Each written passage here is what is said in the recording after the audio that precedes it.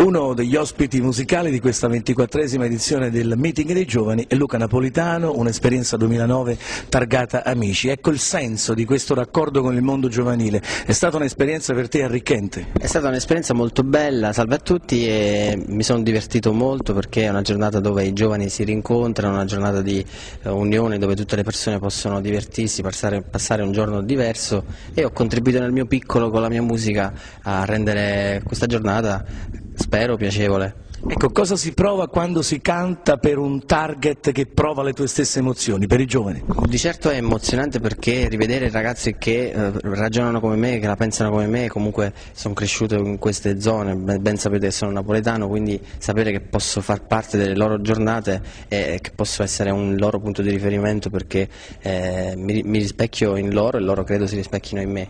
È una soddisfazione, è qualcosa di bello, poi cerco di dare comunque l'esempio che le persone devono credere nei valori e in ciò che si ama fare. Io amo cantare, quindi questa è la prova che tutto ciò che mi sta capitando è bello, è tutto ciò che è musica e mi emoziona. Esperienza Amici anno 2009 ed ora tanti progetti nel cassetto, in cerca di queste sonorità particolari che ti contraddistinguono, Luca?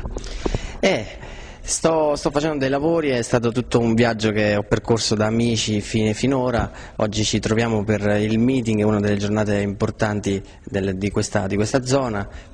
Si continua a fare musica qui, e io continuo a fare nel mio piccolo, nella scrittura dei brani, il nuovo disco che uscirà a breve, nuovi progetti futuri. Ho iniziato una promozione all'estero, in Svizzera, quindi ci sono un po' di progetti e un po' di cose nuove che usciranno. Luca, un'ultima considerazione, tu sei un'espressione artistica puramente partenopea, cosa ti senti di consigliare ai giovani che si avvicinano a questo pianeta? Innanzitutto l'umiltà. L'umiltà sì, senza quella diciamo che non si va da nessuna parte, senza ombra di dubbio, però quello che consiglio è quello di non arrendersi perché il mio percorso è stato pieno di porte chiuse e a volte continuano a chiudersi, però non bisogna mai arrendersi, andare avanti e credere in ciò che si fa, in ciò che si ama. Benissimo.